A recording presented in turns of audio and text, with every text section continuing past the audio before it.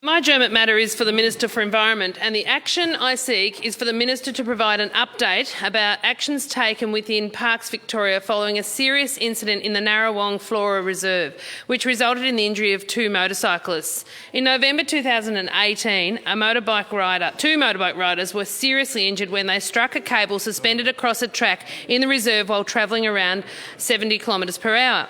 One required surgery for vertebrae and pelvis fractures as well as internal injuries, while his companion suffered a broken collarbone and arm, fractured wrist and torn ribcage.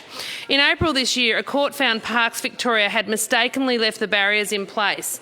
An investigation found the barriers were erected as part of seasonal closures but were not removed in line with reopening dates published by Parks Victoria because of staff shortages, because there was no inspection process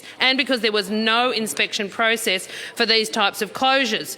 Parks Victoria was fined $100,000 and ordered to pay nearly $4,000 in costs after pleading guilty to failing to ensure persons other than employers were not exposed to health or safety risks.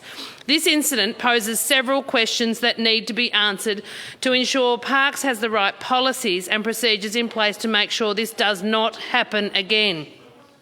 Given one of the reasons for these barriers being left in place was staff shortages, is Parks Victoria, particularly in the southwest region, now appropriately resourced to ensure people are safe while using our parks and reserves?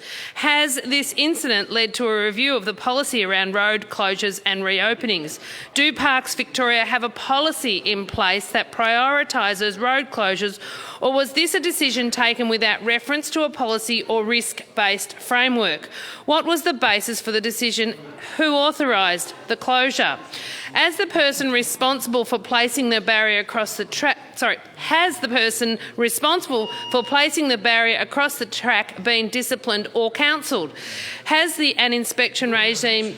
I did. The action is I seek the Minister to provide an update about actions taken within Parks Victoria following a serious incident. Are you happy with that, Minister? Thank you. Has an inspection regime through the chair been implemented to ensure a road has been cleared of barriers when it has been advertised or will reopen? Was there any community consultation, public notice or warning signs placed around the barrier in this incident to warn users of imminent danger? Minister, these are questions that need to be answered and the issues that need to be addressed so people using our parks and reserves can be assured of their safety, and to protect taxpayers from having to pay large fines because of the lack of staff, poor management and procedures from a government department.